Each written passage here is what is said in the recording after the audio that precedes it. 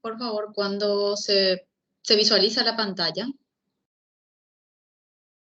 Vamos a iniciar, vamos a hablar de trastornos del equilibrio en el adulto mayor. Después del término de esta clase, voy a explicar un poco el trabajo práctico que ya recibí la lista. Después hablamos del trabajo que tienen que presentar. Bueno, ¿me avisan cuando se ve la diapositiva, por favor? Sí, ves, Está aparecendo, doutora. Muy bien. Bueno, el trastorno de la marcha y el equilibrio en el adulto mayor realmente es un trastorno que lo van a ver muy frecuente, es muy frecuente en geriatría, sobre todo ya cuando el paciente ya ha sufrido caídas, ¿sí? Ya ha sufrido varias caídas en realidad, no solamente una caída, así que es sumamente importante que lo puedan detectar en la consulta de atención primaria, en la consulta como médicos tratantes, en la consulta, sí, en la primera consulta de un adulto mayor. Bueno, el plan que vamos a seguir hoy, vamos a hablar de las consecuencias de esas caídas en el adulto mayor, la evaluación clínica, las causas y los mecanismos de estas caídas, las caídas repetidas, la evaluación clínica, las enfermedades asociadas, la prevención de fracturas, la prevención primaria y una conclusión. Es un capítulo un poquito extenso, largo, pero espero que se lleven lo principal de esta clase. Bueno, me van a disculpar el ruido de fondo, pero es imposible que el perro del vecindario se calle. Es una cosa que lamenta. Bueno, ahora se calla. Bueno, ¿qué es lo que sucede a nivel epidemiológico sobre las caídas? ¿Sí? Se cree que 1 de cada 3 adultos mayores de más de 65 años de edad se ha caído una vez en el año, ¿ok? Esto es muy frecuente que ocurra en la casa y en los lugares donde reside generalmente, hasta en un 60%. El riesgo de estas caídas aumenta con la edad, sobre todo a partir de los 85 años de edad. Es decir, que esta estimación va a ir en aumento a partir de los 85 años, ¿sí? Generalmente es la antesala de una alteración de la función cognitiva, ¿sí? Es una antesala, es más, si la fractura se vuelve repetida, ya forma parte de un síndrome geriátrico, ¿ok? ¿Cuál es el pronóstico? El pronóstico es severo. El pronóstico es severo y la caída ya como síndrome geriátrico forma parte de un marcador de fragilidad, ¿sí? Hay que buscar siempre la etiología de esas caídas. Sobre todo si son más de 3 en el año, ¿ok? Bueno, la naturaleza del ser humano es caminar con las dos piernas, es bípedo, ¿sí? Se mantiene gracias a su centro de gravedad mismo, ¿sí? Que se encuentra en la pelvis, ¿sí? Generalmente uno camina gracias a ese centro que está controlado a nivel de la pelvis, a nivel del sacro 2, y al transcurrir del año, ¿sí? Esa postura se va a ir modificando. ¿Por qué se va a ir modificando? Por alteraciones en el punto de equilibrio, ¿sí? Que son factores que pertenecen a factores propios del individuo o a factores externos, ya sea, a esto se refiere con factores externos, ya sean malas posturas, accidentes, fracturas, ¿sí? Factores pertenecientes al propio individuo, ya sean patologías osteoporóticas, osteoarticulares, artritis, artrosis, ¿sí? El sistema nervioso central debe mantenerse íntegro para que puedan responder a todas estas contracciones necesarias, ¿sí? A lo que es el punto de equilibrio. ¿Qué pasa con la audición? La audición también forma parte del equilibrio, ¿sí? Y la vista y a ver qué dice, la vista una disminución, ¿no? Eso no corresponde ahí. La afección de la audición, ¿sí? Permite que ese equilibrio esté alterado, ¿sí? Los estímulos propioceptivos que integran el sistema sensorial de todos los sentidos, ¿sí? Mantienen una estabilidad postural estática en todas las edades. Bueno, vamos directo a nuestro punto. ¿Qué vamos a hacer para valorar? ¿Cuáles son los instrumentos que tenemos para valorar la marcha en el adulto mayor? Son dos test cortos, fáciles de aprender. Uno es el Tip, Keep and Go, que es un test que es levántate y anda, ¿sí? Se mide. Están acá las escalas que después les voy a mostrar. Y el otro es la escala de la marcha y el equilibrio de Tinetti, que después vamos a ver. Pero si se acuerdan estos dos nombres, ya digamos que llevan algo sabido de esta clase de hoy. Entonces son dos instrumentos sumamente importantes que deben conocer para valorar la marcha en adultos mayores. Estos test recuerden que se pueden valorar a partir de los 50, 60 años de edad. Bueno, ¿qué sucede cuando ya hay alteración? ¿Sí? ¿Cuáles son las consecuencias de una caída? Ya cuando tenemos consecuencias de caída como traumáticas, psicológicas y psiquiátricas, ¿sí? ¿Qué sucede con las traumáticas? Generalmente hay fracturas del cabeza del fémur, hay luxaciones, subluxaciones, hematomas cutáneos, hematomas cerebrales. Las internaciones por causas traumáticas son alrededor del 30% por las caídas, ¿sí? Y el 25% de los pacientes que están hospitalizados por caídas mueren al año. ¿Por qué? Porque acá hay un síndrome que se llama síndrome de rabdomiólisis, que es muy infradiagnosticado, donde por un trauma, ¿sí? Se produce una alteración de los músculos, a nivel de los músculos esqueléticos, ¿sí? Y hay un aumento de la CPK, por ejemplo. Un aumento de CPK es un signo de rabdomiólisis, de lisis del músculo, ¿sí?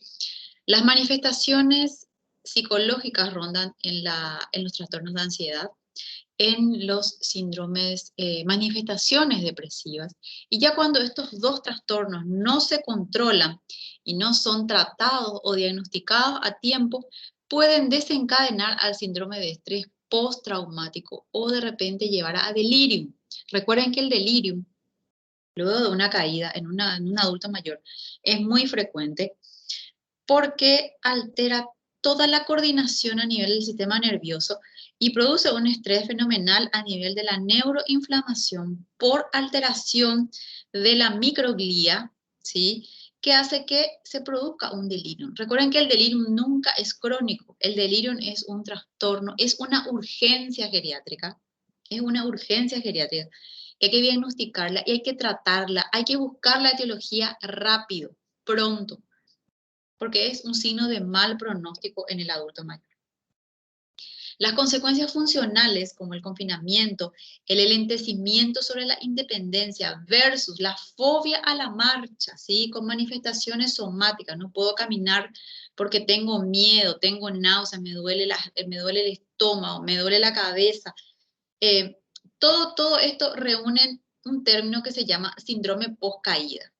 Es otra urgencia en geriatría. Este síndrome post-caída, si tampoco es diagnosticado a tiempo, tiene muy mal pronóstico. ¿Por qué? Por esto. Porque estos pacientes terminan hospitalizados y al año terminan falleciendo. Así que estas dos entidades producidas por una que tal vez algunos consideran una simple caída porque estuvo desatento, ¿sí? Que es lo que ellos siempre dicen. Me tropecé nomás y me caí. Es una urgencia en geriatría. ¿Por qué? Porque lleva a un síndrome post-caída que es un síndrome muy grave. Es una fobia a la marcha que trae un montón de síntomas, manifestaciones somáticas.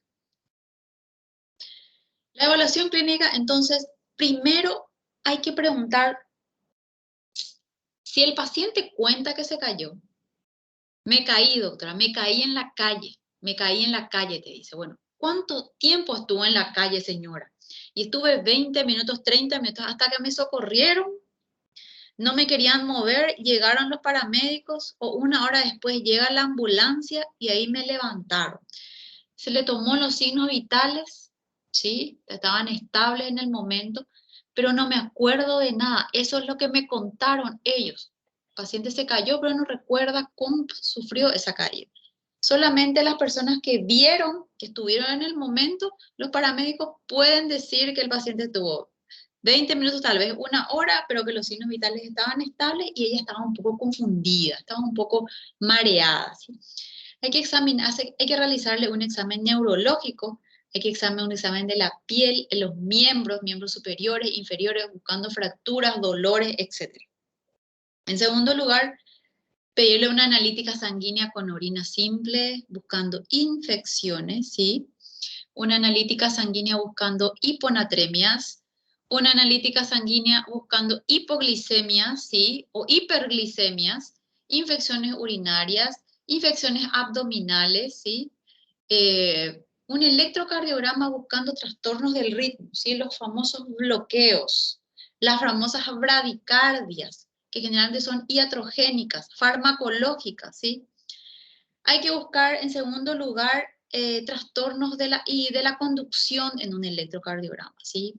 Posibles accidentes isquémicos transitorios que luego pueden llevar a un accidente cerebrovascular. Hipoglicemias. Si está tomando anticoagulantes, si tiene osteoporosis, preguntar si esas caídas son repetidas en las últimas semanas, ¿sí?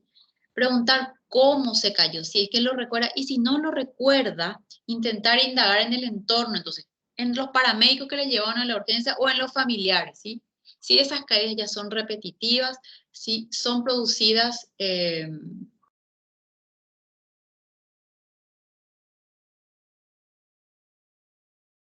caídas. El envejecimiento propio hace que la sensibilidad propioceptiva, ¿sí? A nivel de los pies, de la planta del pie está alterada. La sarcopenia. ¿Qué es la sarcopenia? La sarcopenia es la pérdida de masa muscular y pérdida de fuerza muscular. El paciente de repente estaba caminando en su casa y pierde la fuerza y se cae, ¿sí? O no tiene fuerza para levantarse. De repente se caen de la silla, se caen del inodoro, del baño se caen, porque no pueden levantarse. Es la sarcopenia, la pérdida de fuerza y de masa muscular. La debilidad muscular y también algunas alteraciones, sobre todo de la visión. Esta disminución del largo de paso, del paciente que entra con pasos cortos, caminando lento, este es un candidato de presentar, si ya no presentó, varias caídas en los últimos meses, ¿sí?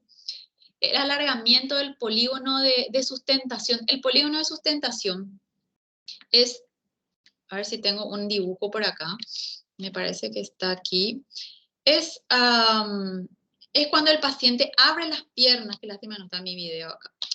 Es cuando el paciente abre las piernas, imagínense, abre las piernas y es como un polígono que se forma, entonces el paciente separa esas piernas, separa los pies, porque no puede estar, digamos, parado con los pies juntos. Entonces separa esas piernas, ese ángulo de sustentación se alarga, ¿sí? Y hay una disminución de la velocidad de la marcha. Estas tres cosas, o estos tres, digamos, estas tres manifestaciones que nosotros podemos observar en el paciente cuando ingresa a la consulta, ya nos puede inferir de que el paciente o ya no se cayó varias veces o se va a caer, ¿sí? Posiblemente se va a caer.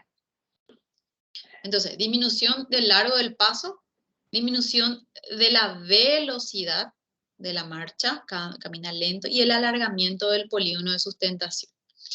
Bueno, ¿cuáles son los factores que favorecen a las caídas? Hay factores patológicos, ¿sí? Como las crisis epilépticas, el paciente que de repente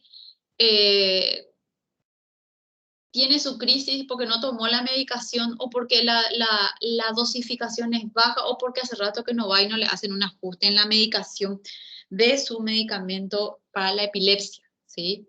Sedantes hipotensores, paciente que consume muchas benzodiazepinas, ¿sí? O pacientes que consumen antialérgicos o pacientes que consumen muchos antigripales, que ahora todos quieren tomar antigripal.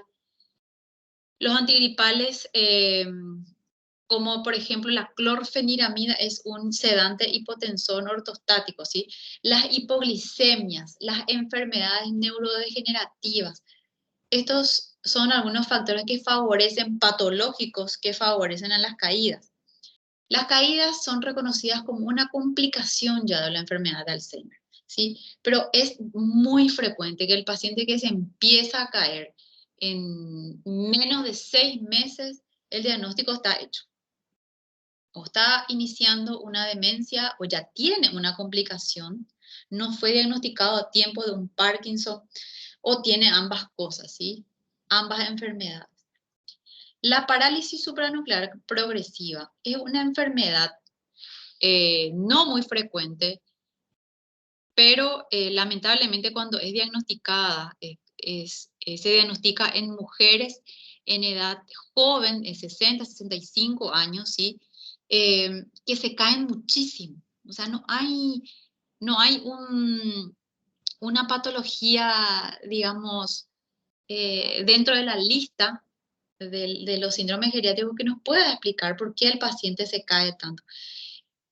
Por ejemplo, pueden producir trastornos visuales, trastornos extrapiramidales.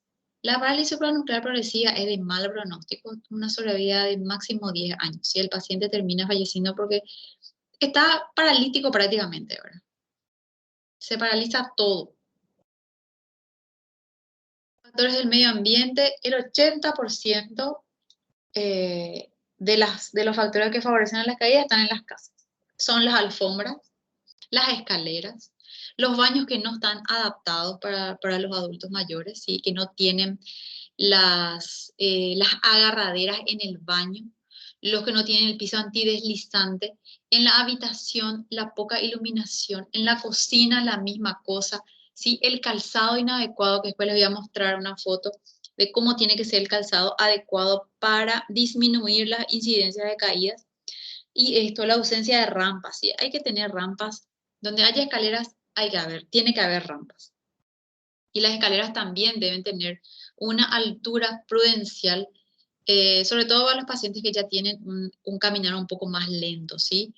El duelo, el duelo que ahora muchísimos adultos mayores estuvieron sufriendo, el duelo de los hijos, el duelo de la pareja, por esta pandemia, la soledad que les llevó a muchos adultos mayores por el confinamiento, el sentimiento de angustia, el sentimiento de depresión. Estos factores favorecen por otros mecanismos, sobre todo psicológicos, a las caídas.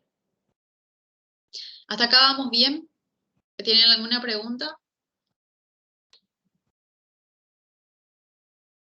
Vamos a seguir entonces.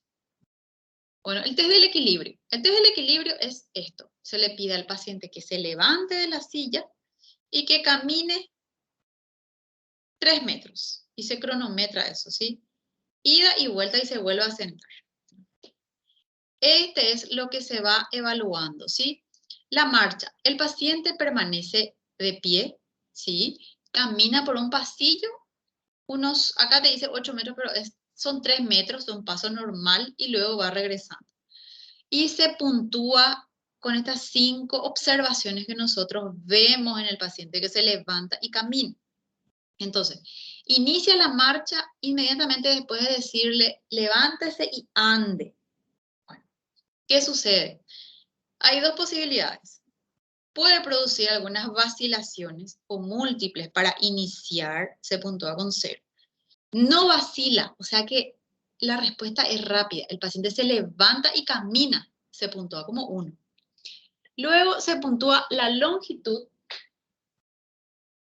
y la altura del pie derecho primero. Si el pie derecho no sobrepasa al pie izquierdo, con el paso se puntúa con 0. Pero si el pie izquierdo, ¿sí? Si el derecho sobrepasa al izquierdo, se puntúa como 1. Ahora, si el pie derecho no se separa completamente del suelo, con el peso, ¿sí? O sea, si arrastra el pie, se puntúa como 0. Ahora, si el pie derecho se separa completamente del suelo, se puntúa como 1. Se puntúa el movimiento del otro pie ahora. La misma cosa con el pie izquierdo, ¿sí? Se puntúa el caminar, si sobrepasa con el pie derecho, Si no sobrepasa, si se separa completamente del suelo, si arrastra o no arrastra, básicamente es lo que se puntúa acá. Ahora, se puntúa también la longitud de ese paso. La longitud de los pasos de los pies derecho e izquierdo no es igual, y la longitud impresiona ser igual, se puntúa como 1. La fuerza tiene paradas entre los pasos, ¿sí? Se puntúa como 0. Los pasos parecen continuos, se puntúa como 1. O sea, cuando está haciendo, digamos, por decirlo correctamente, se va puntuando como 1. La trayectoria, ¿qué quiere decir eso? La trayectoria es si hay más o menos una desviación grave en la trayectoria del caminar, ¿sí? Más o menos tambalea, digamos, ¿sí? Si es leve o hay una desviación, se puntúa como 1, pero si no hay desviación, se puntúa como 2. El tronco también, si hay un balanceo, si no hay balanceo, pero flexiona un poco las rodillas, la espalda, es como que se va hacia adelante, pero si hay un balanceo, pero no hay ningún tipo de flexión ni otras ayudas, se puntúa como 2. Y la postura es importante, ¿sí? Los talones separados, o los talones casi juntos al caminar se puntúa como 1. Este tiene un puntaje total de 12 sobre 28. Entonces aquí sumamos cuánto nos da el puntaje. En la segunda parte de esta escala de Tinetti, en la segunda etapa, lo que hace es, se evalúa el equilibrio. ¿Sí? El paciente está sentado en una silla dura que no debe tener apoyabrazos. Eso es sumamente importante porque el paciente, si no, toma fuerza y toma impulso de esos apoyabrazos.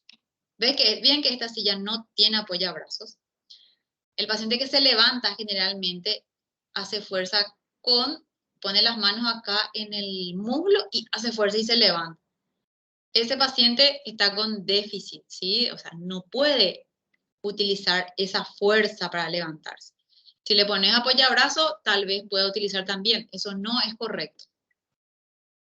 Entonces, lo que se hace entonces, se inclina un poco el equilibrio sentado, se lo levanta, se intenta levantarse, el equilibrio se mide cuando está parado, ¿sí? Y luego cuando se sienta. Ahora, la velocidad con que se sienta. Hay pacientes que llegan a la consulta y se tiran ya en el asiento, ¿verdad? En la silla. Ese paciente tiene un altísimo riesgo de caída, por más que te haya dicho que no se ha caído nunca.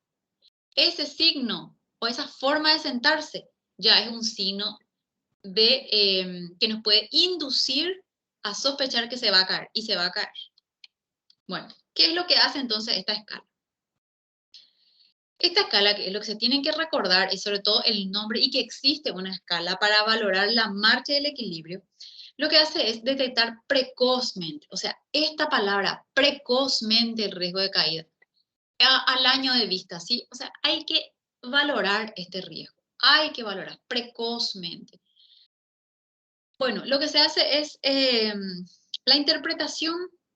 Acá dice que el tiempo de realizar más o menos entre 8 a 10 minutos, que esto va a depender mucho del entrenamiento que tengan, ¿verdad? A veces dura menos, a veces es mucho más rápido.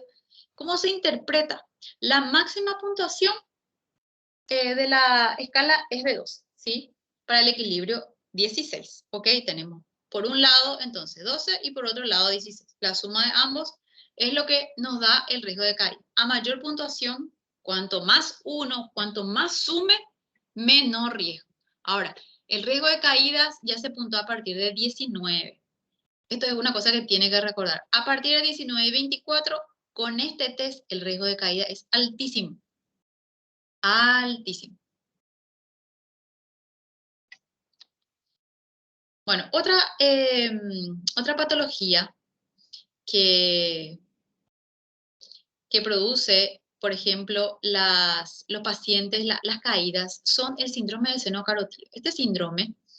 Eh, este síndrome es muy frecuente y es, digamos que el causante número 1 de la colocación de marcapasos en pacientes, ¿verdad? Lo que se hace es estimulación de los vasoreceptores que están ubicados, así como muestra la figura, en los senos carotídeos que están por encima de la carótida común, y esa estimulación de esa zona, de ese seno carotídeo, produce caídas en 1 de cada 3 adultos mayores, ¿sí? Esta es una prueba que generalmente hacen los cardiólogos en consultorio, ¿sí?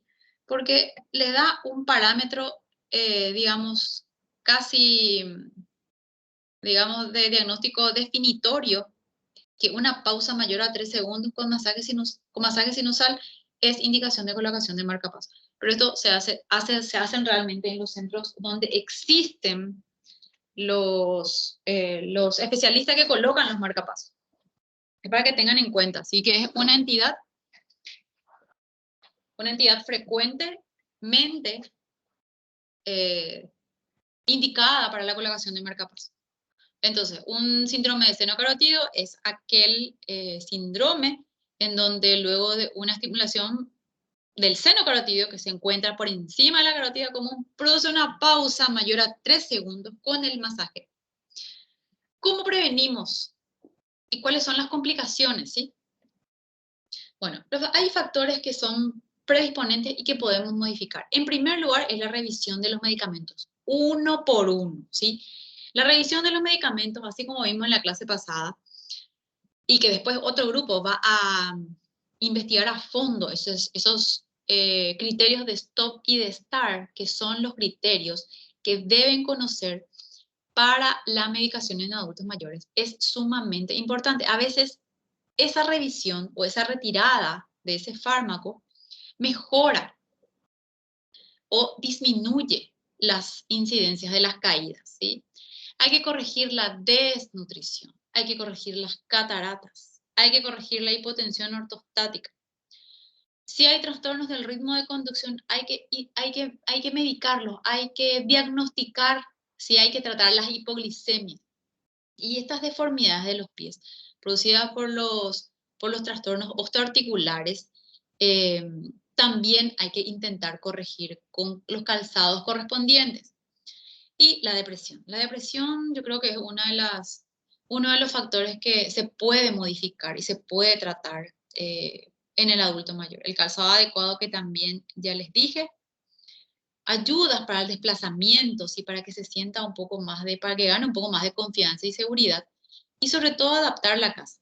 La casa, sobre todo el trayecto de la habitación al baño, no debe estar a oscuras, ¿sí? Debe estar no bien iluminada, pero debe tener una luz tenue, donde el adulto pueda visualizar el trayecto que tiene que hacer para llegar hasta el baño. Los baños también deben estar adaptados, deben tener las abrazaderas, ¿sí? Las alfombras hay que retirarlas de las habitaciones, de las salas, intentar en lo posible que no haya tantos escalones o escaleras que puedan predisponer a estas caídas, sobre todo si el paciente ya está frágil, ¿sí? Sobre todo si el paciente no usa un calzado adecuado, ¿sí? Los calzados inapropiados son estos calzados que tienen cordón, que son chatos generalmente. Este es el calzado adecuado, que utiliza un velcro, ¿sí? Con una especie de, no sé cómo le llaman, no es un taco, pero por lo menos tiene una suela un poco elevada. El calzado adecuado debe ser en lo posible cerrado, y si se hace mucho calor debe estar abierta acá, pero siempre debe tener una talonera, debe cubrir al talón, ¿sí?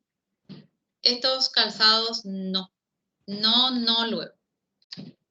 Bueno, ¿cómo prevenir las caídas y las complicaciones? Hay que hacer las actividades físicas adaptadas a cada paciente, ¿sí? Las caminatas regulares con ayuda, con asistencia de alguien, es altamente beneficioso. ¿Qué hacemos con la vitamina D3? Hay que suplementar al paciente. El adulto mayor generalmente no sale al sol. Y si sale, no sale en el momento en que los rayos, digamos, caen en forma beneficiosa, digamos, para la absorción de la vitamina D3. Entonces, la suplementación de 800 unidades diarias, o de ahora que hay las tomas semanales y o tomas mensuales, es importante. La vitamina D3 es obligatorio que docen al paciente, es obligatorio que esté en rango. porque es uno de los causantes, esta hipovitaminosis es uno de los causantes de miles de síndromes geriátricos. El aporte de calcio también es fundamental, entre 1 a 1,5 gramos por día, ¿sí? Si hay trastornos del equilibrio o de la marcha, kinesiología debe ser nuestro aliado, ¿sí? El trabajo con equilibrio postural, estático y dinámico es lo que se preconiza para que el kinesiólogo trabaje con ese adulto mayor. Hay que fortalecer los miembros inferiores, fortalecer para mantener la funcionalidad. No, ¿qué sucede con los pacientes, por ejemplo, que ya tienen demencia? Los pacientes que tienen demencia van perdiendo muchísima masa muscular, van perdiendo muchísimo, se van, digamos, eh, no desnutriendo, sino eh, el catabolismo que tiene, que produce esa patología, los pacientes que tienen demencia. Y por más que vos le hagan una buena suplementación con todo, el paciente no va a ganar músculo, porque la patología en sí es tan desgastante que si no se hace todo esto, obviamente, si no se intenta mantener la funcionalidad del miembro inferior, la demencia le lleva en 10 años, ¿sí? Una demencia es altamente mortal en poco tiempo si no se incluye un fortalecimiento de los miembros inferiores, ¿sí? Y si se llega a caer el paciente, esto en todos los pacientes, ¿sí? Tienen que aprender a levantarse del suelo. Esto es trabajo del kinesiólogo. Es fundamental que muestren y que enseñen al adulto mayor cuál es la forma correcta de levantarse si se llegan a caer. Bueno, esto es un gráfico que muestra los 4 pasos cuando el paciente se cae.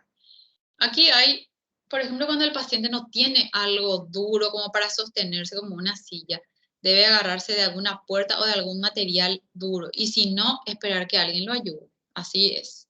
El paso 1 es primero mantener la calma, valorar si hay dolor y si hay lesiones, comprobar que el paciente esté consciente y que mantenga la movilidad de todas las extremidades antes de iniciar el paso 2. Si comprobamos que está bien, le indicamos que se coloque de un lado, ¿sí? Se coloca de un lado y se pone 4 patas. Debe ayudarse siempre de una pierna y haciendo fuerza con el codo. Aquí le pedimos a ellos que utilicen su fuerza, nosotros no es que le damos vuelta. Ellos deben hacer fuerza de la pierna y del codo, deben estar pegados al suelo, ¿sí? Siempre hablarle con calma y con seguridad. En el paso 3, hay que adelantar la pierna, la más fuerte, la que el paciente interprete que es la más fuerte, con la que se sienta más segura, dejando una rodilla en el suelo y usando para levantarse la fuerza de los brazos y un poco de las piernas. Si no puede levantarse solo, acercarle un poco de apoyo, ¿sí? Un apoyo. Si ayudamos nosotros, nos colocaremos frente a ella con una pierna contraída enfrente a la suya y apoyada en el suelo. Esto solamente haciendo un entrenamiento se queda fijado en la memoria de todos, ¿sí? Y en el paso 4, si la persona que está en el suelo tiene muchos problemas de movilidad, hay que levantarla entre 2 personas, ¿ok? Siempre corroborar que no haya dolor ante esos movimientos, ¿sí? Observar al paciente. Bueno, esto es la misma cosa. Usted cuando está solo, ¿sí? Siempre colocarse de un lado, toda vez que no haya dolor, toda vez que pueda rodar, ¿sí? Y quedarse boca para abajo, ponerse de 4, apoyarse firmemente al suelo, apoyarse firmemente con las manos y utilizar impulso con las manos para poder incorporarse.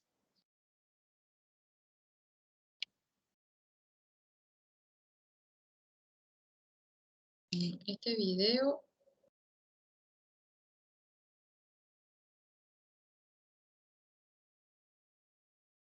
me van a decir si lo pueden, si están bien. Ay, perdón.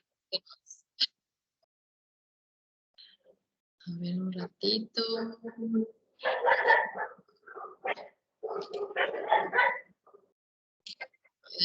chiquito más.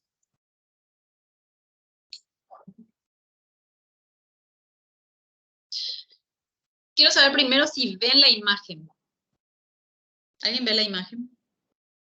Não, doutora, tá na pantalha que tem só o endereço do YouTube. Bueno, perfecto.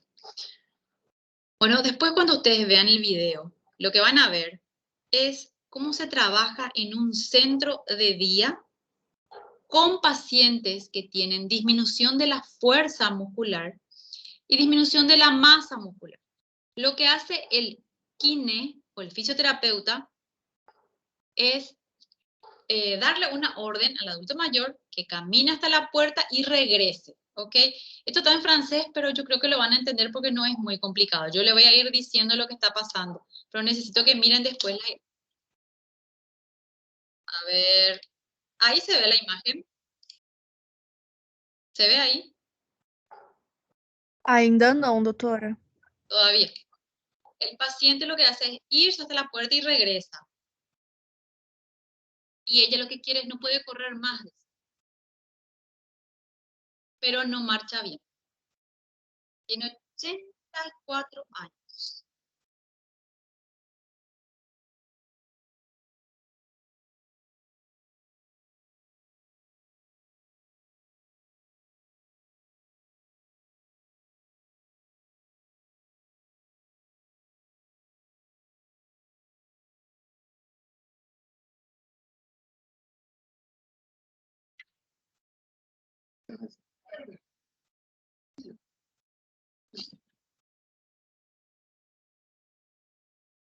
Ahí trabajan, tienen una máquina donde se pueden medir fuerza muscular.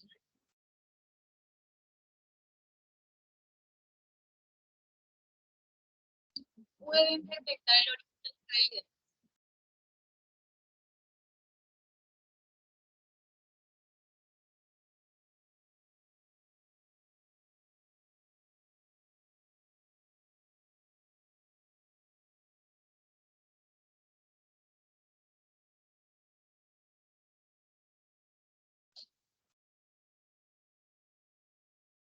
Bueno, lo que ellos dicen es que estos ejercicios ellos adaptan, son los mismos ejercicios que hacen en los pacientes más jóvenes, pero adaptan de acuerdo a la molestia que tiene el paciente, al dolor, ¿sí? Lo van adaptando para que ellos puedan mantener esa autonomía y puedan regresar a ser autónomos en sus domicilios, ¿sí?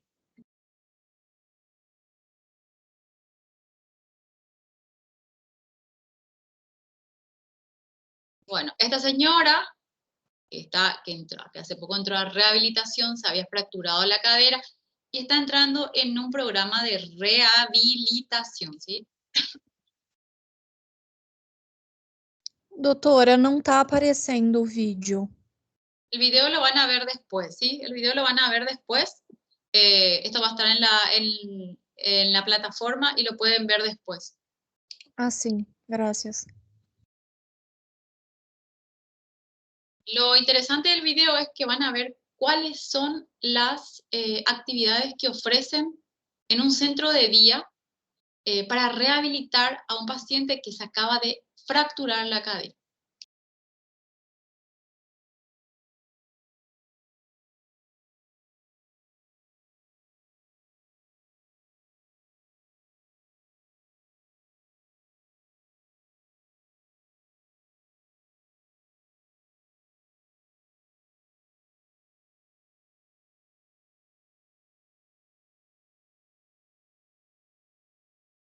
Muy bien. Bueno, les invito a que vean después de nuevo el video. Ahora vamos de nuevo a nuestro...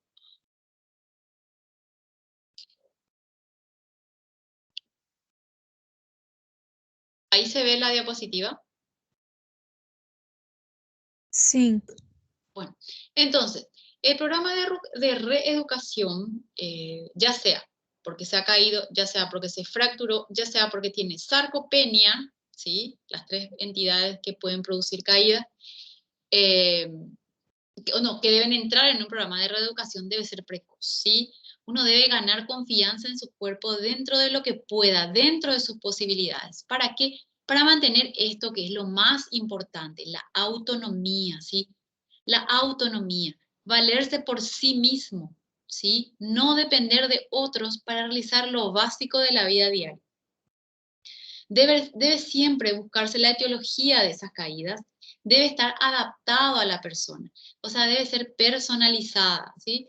La adaptación de la marcha debe ser progresiva, primero el equilibrio, luego la marcha entre dos barras y luego una marcha sin apoyo en lo posible.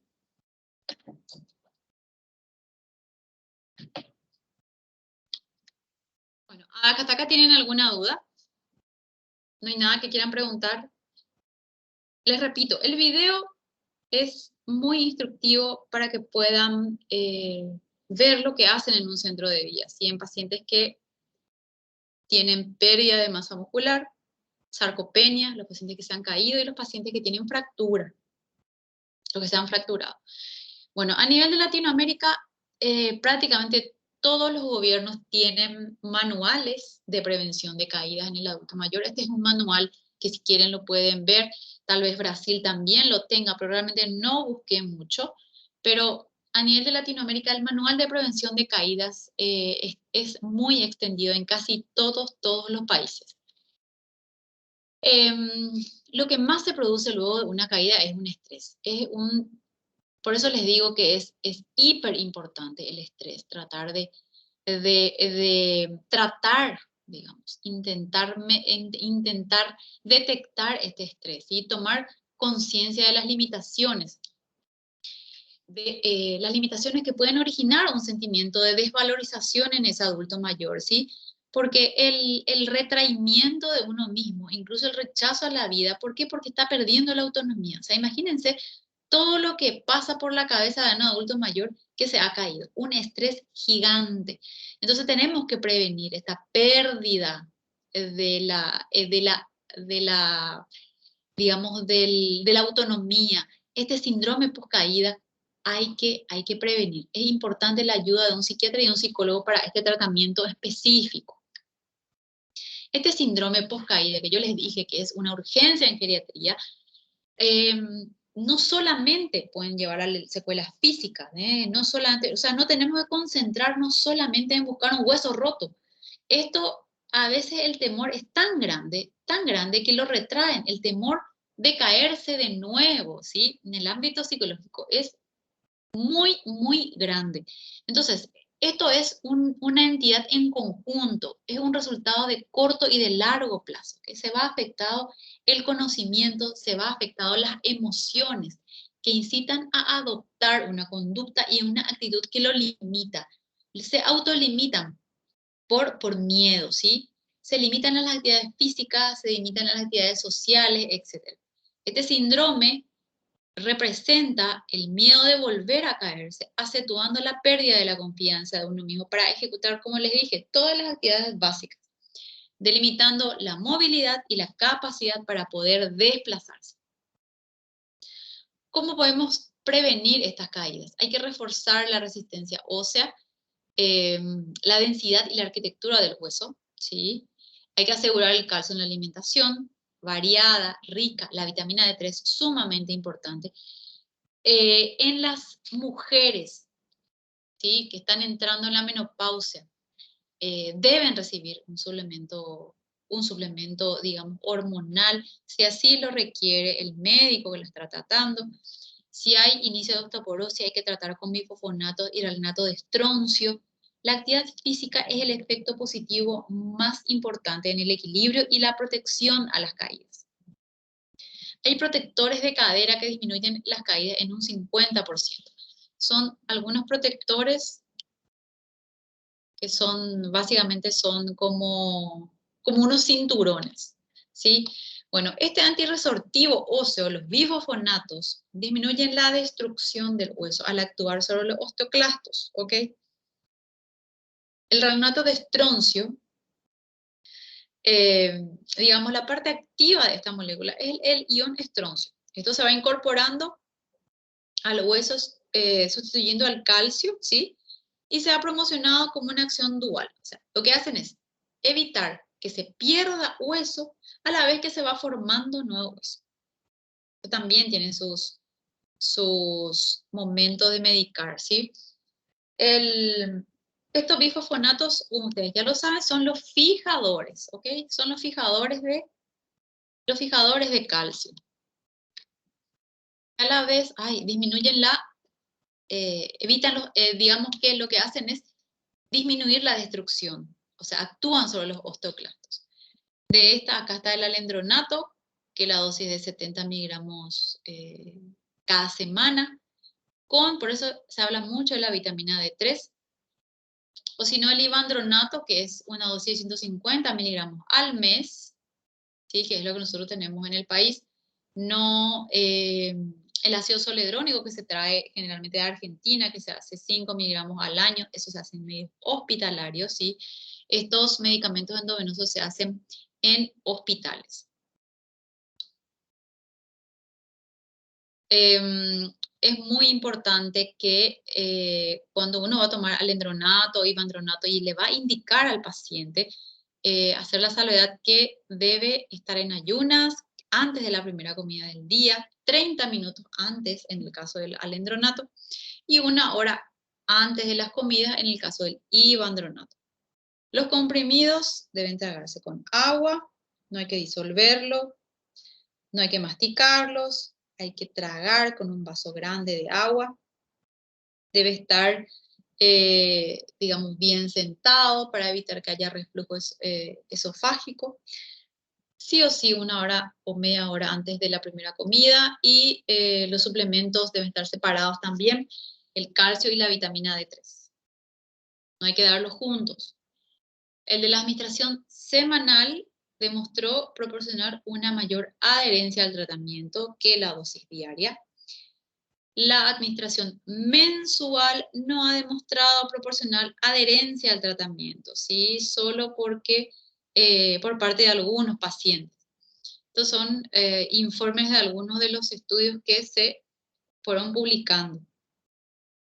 El estroncio se recomienda administrarlo fuera de las comidas, separarlos también de los suplementos cálcicos y los antiácidos. Pero no hay condiciones especiales como en el caso de los bifosfonatos. La dieta equilibrada, el aporte de calcio en los alimentos, los derivados de los lácteos, la exposición solar para la vitamina D3, los lugares donde mayor se absorbe la vitamina D es en los brazos, en el muslo, el escote, 20 minutos al día. Ojo también con la larga exposición porque pueden producir quemaduras. El ejercicio aeróbico, como el desplazamiento, con un mínimo de 30 minutos, 3 a 4 veces por semana. Evitar, evidentemente, todos los hábitos tóxicos, en exceso, el tabaco, el alcohol y la cafeína, pero esto habla más en exceso, ¿sí? También el entorno, lo que hablamos, ¿sí? Cómo favorecer un poco disminución, corregir un poco el entorno para disminuir estas dificultades motoras. Hay que corregir la vista, el oído. Hay que revisar fármaco por fármaco, medicación por medicación. Hay que preguntar todo lo que esté tomando el adulto mayor. Hay que controlar las patologías que alteren el equilibrio de la marcha. Hay que tratar y valorar si hay escapadas de orina, las incontinencias urinarias. Hay que evitar subirse en las sillas y en las banquetas. El calzado, ya hablamos, no usar tacos muy altos, eliminar los obstáculos en el domicilio, las barras para sujetarse en el baño, en las escaleras, y encender la luz o que permanezca una luz tenue por las noches si va al baño. Este es el elemento de apoyo. Ustedes, como saben, esto es un andador, que no hay realmente ninguna predilección por ninguno de los elementos de apoyo que pueden ayudar al desplazamiento. Esto no se ve muy bien, pero bueno, son los distintos elementos, perdón, y hasta ahí llegamos, los distintos elementos para el desplazamiento. ¿Alguna pregunta hasta acá?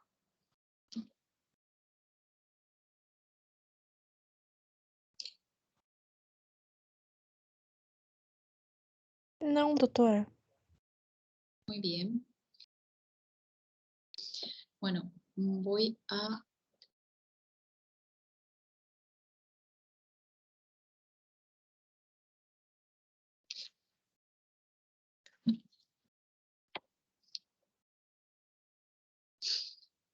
ver un segundito, creo que ya tengo acá el...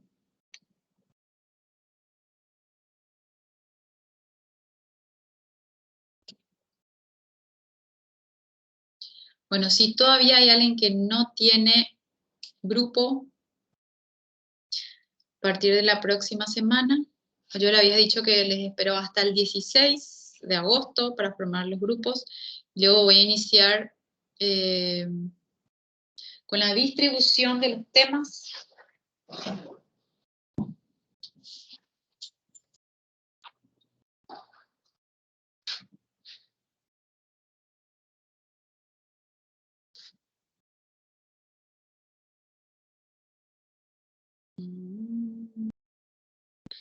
Quiero abrir el correo que me envió la delegada del curso.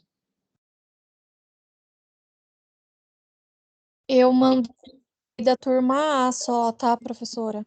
Ah, Ariana, ahí está, Isso. ya. Bueno, inicialmente hay 11 grupos, creo que están todos. Hay 11 grupos y, bueno, este grupo iniciaría la exposición, como les había dicho. A ver si están todos. Por favor, si pueden verificar que estén sus nombres en el grupo que hizo Ariana. Esto es de todas las secciones, ¿cierto, Ariana? Não, professora, a gente é em 3 turmas, turma A, B e C. Eu sou delegada da turma A. Eu te mandei da turma A só. Ok. O sea que aquí hay gente que faltaría entonces. Sim, tem que ver com o delegado da turma B e com a delegada da turma C sobre os grupos das turmas deles. Ok. Ok. Muy bien. Bueno, es necesario que tenga todos los nombres. Inicialmente el A está listo. Bueno, esto tiene una validez de 10 puntos, como ustedes saben. No va a ser una evaluación difícil, es exponer del tema que les va a tocar, será una exposición corta. Bueno, nada muy complicado. Pero necesito tener el nombre de todos. Bueno, así que tienen tiempo hasta el 16, si pueden comunicar a los otros compañeros, a los otros grupos. Y vamos a la última parte.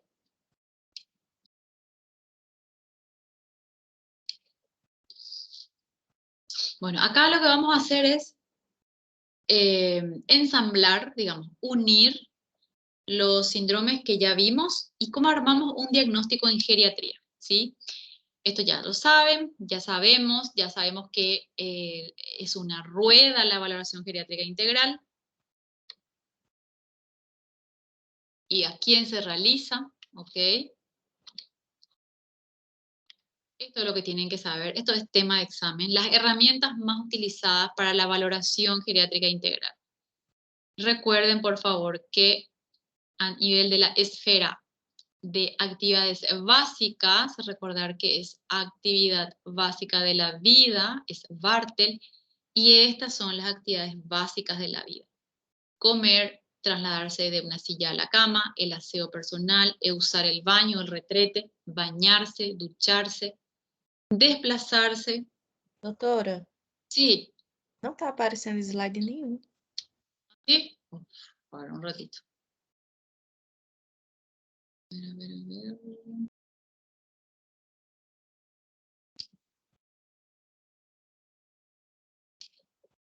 Bueno, me avisan por favor si se ve ahora. Agora sim. Ok, bueno, como les dije, está en grabación, ¿no? Sí.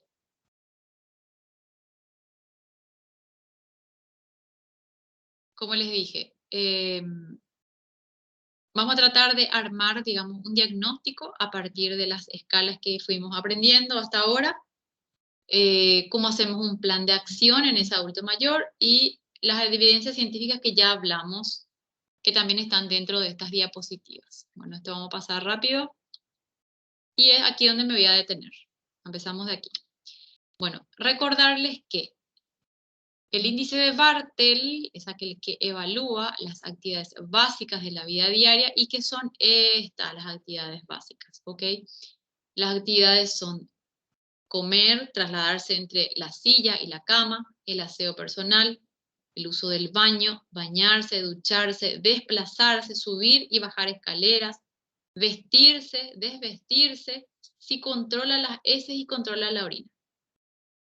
Aquí se puntúa, de acuerdo a lo que encontramos en el paciente, se suma y esta es la interpretación. Un paciente es bien independiente si suma 100 puntos. ¿Okay? Si suma 100 puntos, quiere decir que es independiente para todas las actividades básicas. Yo necesito que recuerden cuáles son esas actividades básicas, ¿ok?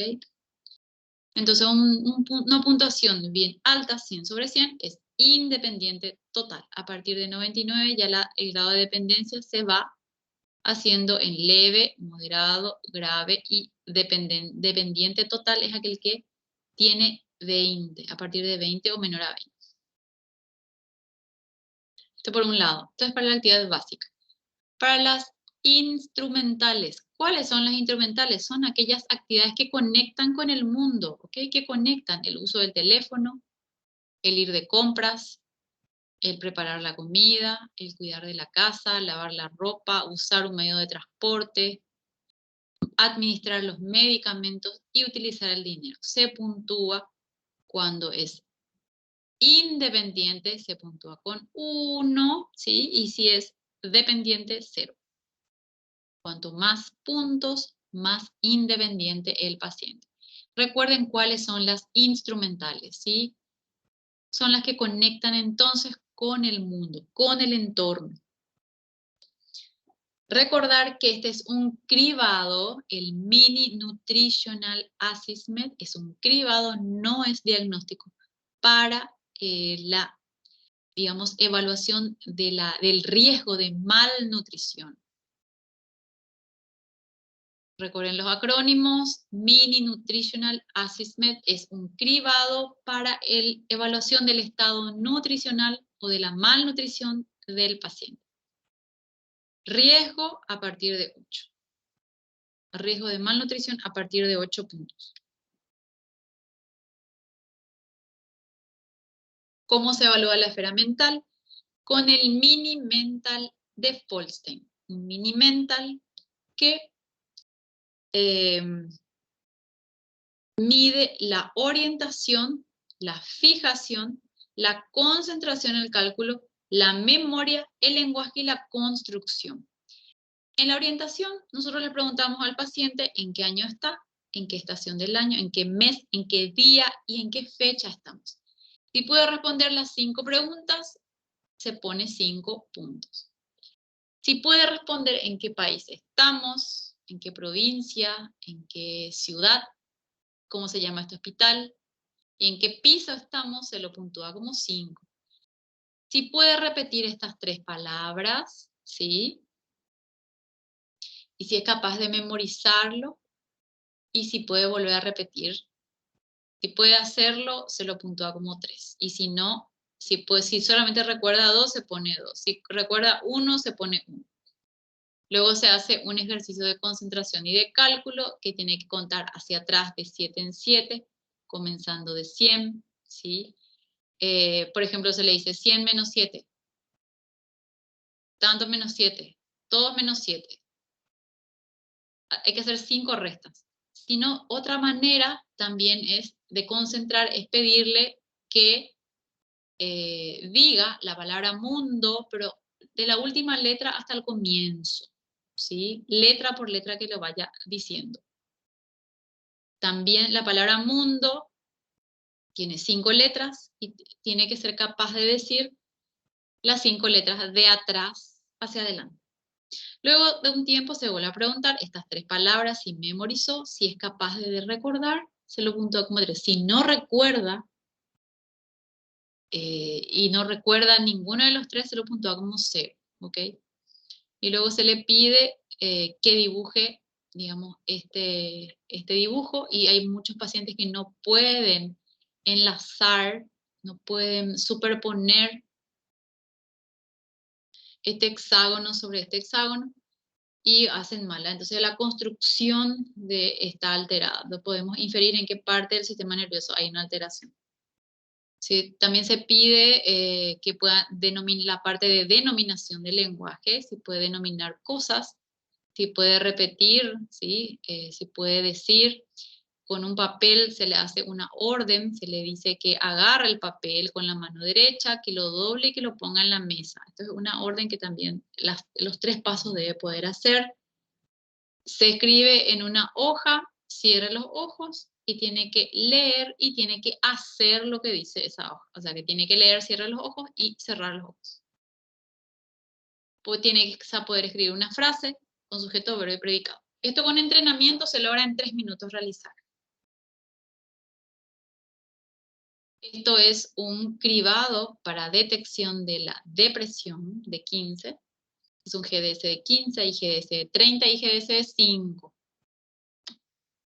La evaluación social, que es la evaluación sociofamiliar de Gijón, evalúa la carga que tiene,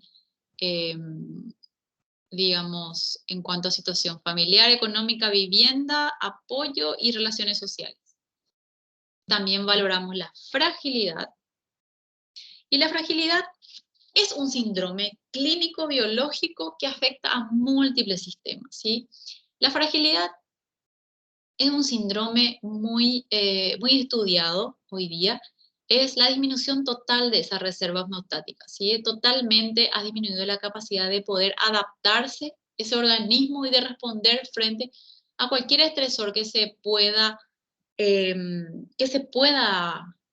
detectar. Entonces es un marcador de vulnerabilidad. El paciente que está frágil, mal pronóstico, ¿ok? Es un predictor de discapacidad enorme. La fragilidad se evalúa con el cuestionario de Frail o con una escala que se llama escala de Edmonton. La escala de Frail son 5 preguntas cortas, ¿sí? Si el paciente dice que está muy cansado y que no puede caminar ni siquiera una cuadra, ahí ya tenemos 2 respuestas positivas. El paciente ya está prefrágil. Con 1 o con 2 respuestas positivas, el paciente está prefrágil. A partir de 3, el paciente o más, ya el paciente está frágil. Y las preguntas son, ¿usted está cansado? La F de fatiga. ¿Es incapaz de subir un piso de la escalera? Valoramos la resistencia. ¿Es incapaz de caminar una cuadra? Valoramos la capacidad aeróbica. ¿Tiene más de 5 enfermedades? Valoramos las enfermedades, las illness. Y preguntamos si ha perdido peso en los últimos 6 meses, en forma que no es intencional, ¿sí? O sea, que perdió peso y no sabemos por qué. Pérdida de peso. Entonces, a partir de 1 y 2 respuestas positivas en este cuestionario, el paciente es prefrágil. A partir de 3, ya es frágil. Por lo tanto, esto es un concepto de un compromiso de múltiples dominios, ¿sí? Un dominio físico, psicológico, emocional, social y espiritual. Esta detección debe ser pronta, hay que intervenir para poder recuperar. La fragilidad entonces es un síndrome multidimensional, como pueden ver acá, en estos 4 dominios sumamente importantes que están interrelacionados, que producen un exceso de cuidados, ¿sí? Exceso de uso de cuidados hospitalarios que produce muchísimas enfermedades y claro que el desenlace es fatal si no se diagnostica y si no se pone en marcha un plan terapéutico en esos pacientes. Distinguirla entonces de la discapacidad y de la comorbilidad. La discapacidad, dijimos que puede estar puede estar alterada más de una actividad de la vida diaria. Pero, ¿qué pasa con las comorbilidades? Las comorbilidades y la fragilidad están interrelacionadas en un estudio que se hizo en el 2001 en un 46% de estos 170 pacientes, ¿sí? Entonces, este gráfico lo que nos quiere decir es que se encuentran 4 dominios, ¿sí?, interrelacionados, pero muy diferentes a la comorbilidad y a la discapacidad, pero al superponerse se potencian, ¿sí? Se potencian. Básicamente eso es lo que dice. Vamos al primer caso. El primer caso clínico es una paciente de 81 años de edad. Su motivo de consulta es disnea de 5 días de evolución.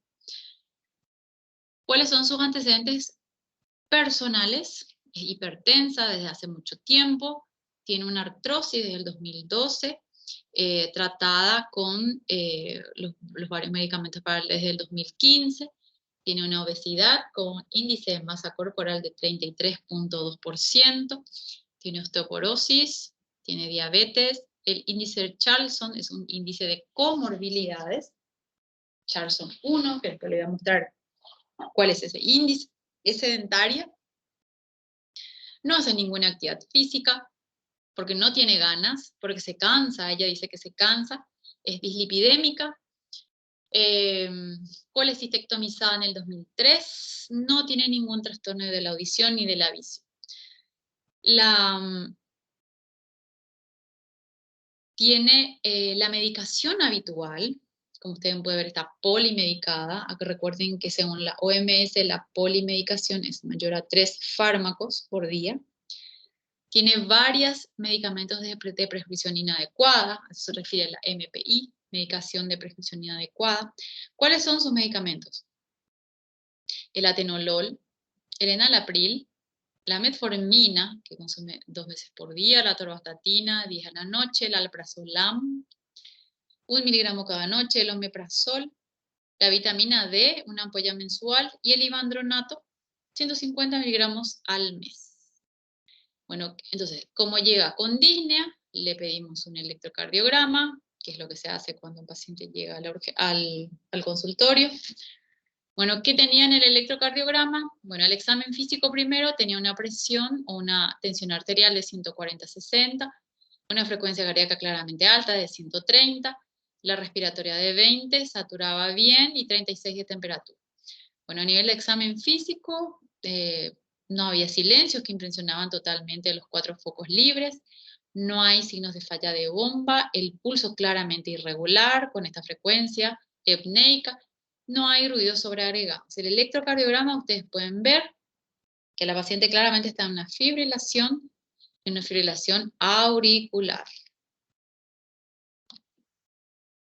¿Cómo se estaba alimentando? No cenaba, no quería comer carne, no quería cocinar para ella de noche. Bajó aproximadamente 5 kilos en el último año. Se le realiza el Mini Nutritional Assessment, que es un cribado que da 9. Recordarán, vamos a nuestro Mini Nutritional de 9, que significa que está acá, ¿sí? Está con riesgo de malnutrición, ¿ok? 9, riesgo de malnutrición. Volvemos a nuestra paciente.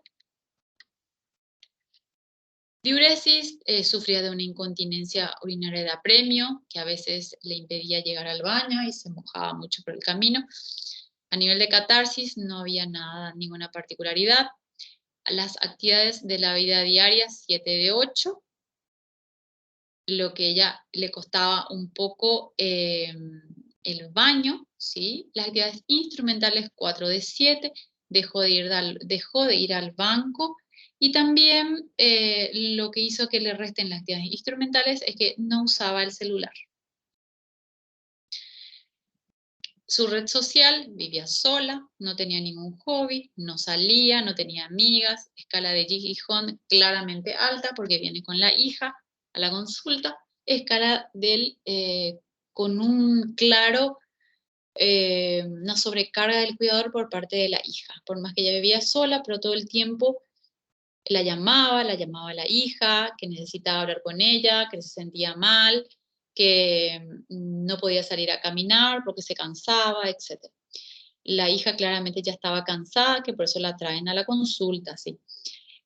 Su escala de Frail da un 3 de 5, como recordarán, a partir de 3 ya el paciente se considera frágil, o la escala Edmonton, que después les voy a mostrar cuáles son, da un total de 8 de 17. Se cayó una vez y quedó con mucho miedo a la caída. Recuerden nuestro test de equilibrio y de marcha, ¿sí?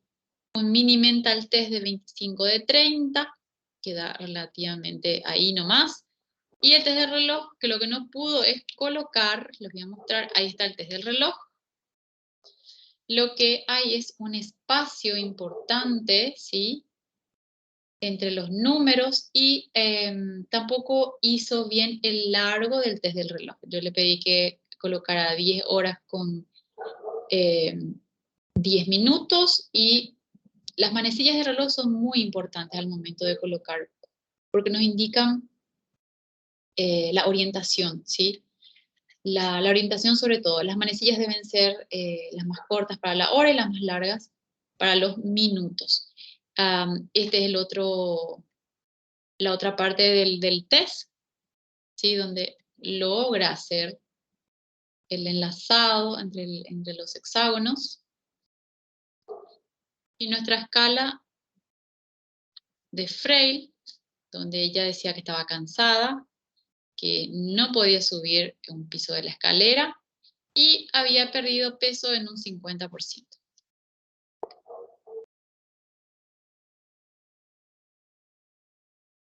Esto ya está. Y esta es la escala de Edmonton. La escala de Edmonton es una escala que es bastante completa, que valora los dominios en manera general, el dominio cognitivo, el dominio del estado general, el estado funcional, ¿sí? El apoyo social, el uso de fármacos. Si el paciente utiliza más de 5 fármacos distintos en forma regular, o si a veces el paciente se olvida de tomar esos medicamentos. Y se lo puntúa con un punto si la respuesta es sí, ¿sí? Se valora el humor, se hace solamente una pregunta. A menudo usted se siente triste o deprimido, si la respuesta es sí, se lo puntúa con un punto. Si tiene algún problema de incontinencia urinaria, se lo puntúa como 1, la paciente sí tenía. En la parte de desempeño funcional se le pregunta a la paciente si se visualiza, no es que se pregunta, se ve a la paciente cómo se sienta en la silla, ¿sí? Se sienta en la silla con la espalda, con los brazos apoyados, y cuando se le diga que se levante, ¿sí? Ahí es donde se valora la manera en que apoya los brazos, si se hace fuerza para levantarse los brazos. Y se le pide que camine a un ritmo seguro y como en la marcha, por lo menos 3 metros, y tiene que volver a la silla. Este es un desempeño corto y rápido que se puede hacer, que también nos puede orientar hacia trastornos del caída o trastornos del equilibrio, ¿sí? Si la paciente es capaz de hacer ese recorrido en 3 minutos, de 3 metros en menos de 10 segundos, se lo puntúa como 0, ¿sí? Pero si lo hace entre 11 y 20 segundos, se lo puntúa como 1. Si no puede realizar, o sea, si logra hacerlo en más de 20 segundos, se lo puntúa como 2. O sea, esta escala es, digamos, corta, engloba la parte cognitiva, su estado general de salud, donde se valora cuántas veces se internó en un hospital y en general si ella cómo se siente de salud. También valora la parte de la independencia funcional, si hace actividad física, sobre todo si es que ella se prepara su comida. La señora, por ejemplo, ella preferiría no comer, no cenaba porque no quería prepararse la comida. Nuestra paciente no iba de compras, tampoco a la lavandería, gestionaba su dinero, pero no tanto, y sí tomaba sus medicamentos, ¿ok? Entonces aquí se puntúa como que la independencia no era funcionalmente independiente, ¿sí? Se lo puntúa con los puntos, con los ítems que ella no lograba, ¿ok? Bueno, esta escala es una escala completa, fácil, donde valora todos los dominios del adulto mayor. Y que generalmente se lo puntúa acá, tiene un total de 17. Nuestra paciente tenía 8. Entonces tenemos. Nuestra impresión diagnóstica, ¿cuál es? Una paciente que ingresa con disnea, traída por la hija. La hija ya estaba cansada de tantas llamadas de la madre. La hija vivía lejos de la ciudad. No se manejaba, no cocinaba, no hacía las compras, no administraba su dinero, no tenía ningún hobby. La paciente está entonces con los diagnósticos de una fibrilación auricular no valvular, con una hipertensión, una dislipidemia controlada, una diabetes controlada, es sedentaria, está frágil, tiene una obesidad sarcopénica, ¿sí? Por ese test de la marcha que le hicimos, tiene riesgo de caídas, tiene trastornos de la marcha y del equilibrio, tiene riesgo de desnutrición, tiene una pérdida involuntaria, ¿sí? Hay que ir a buscar, indagar un poco por qué está perdiendo involuntariamente peso. Tiene el uso de benzodiazepinas como una medicación de prescripción inapropiada, el alprazolam.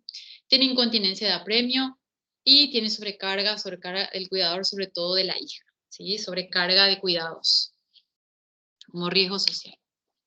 Entonces, ¿qué le ofrecemos? ¿Cuál es el plan de acción para todos estos 13 diagnósticos que hicimos en nuestro adulto mayor?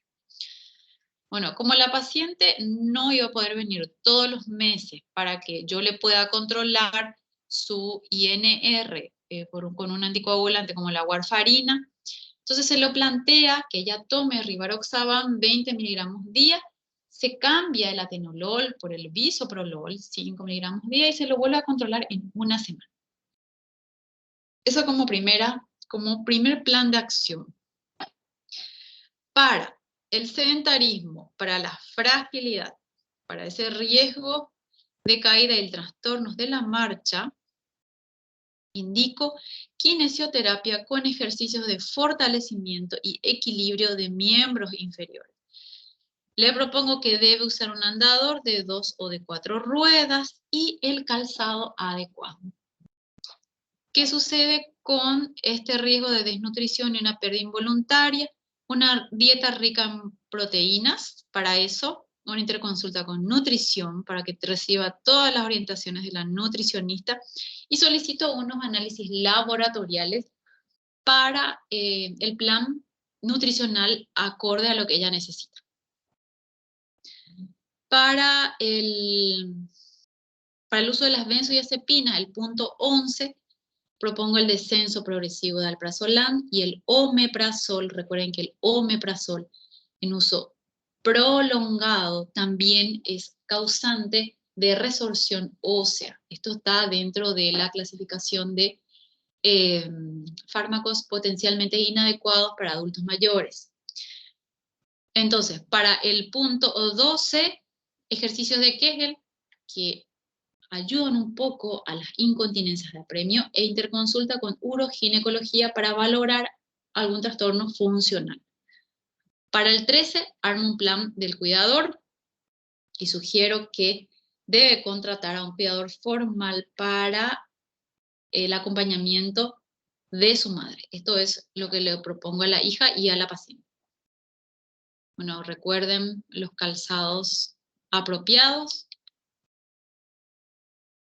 Y finalmente, ¿qué pasa con ese paciente que, por ejemplo, no podemos hacer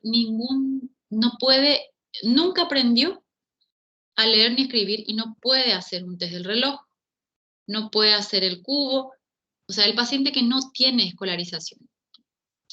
Existe un test que se llama fototest, un test cognitivo, que es un test breve, que evalúa la capacidad de recordar 6 elementos que previamente se lo muestra al paciente y luego se va pidiendo que los nombre. Entonces, aquí hay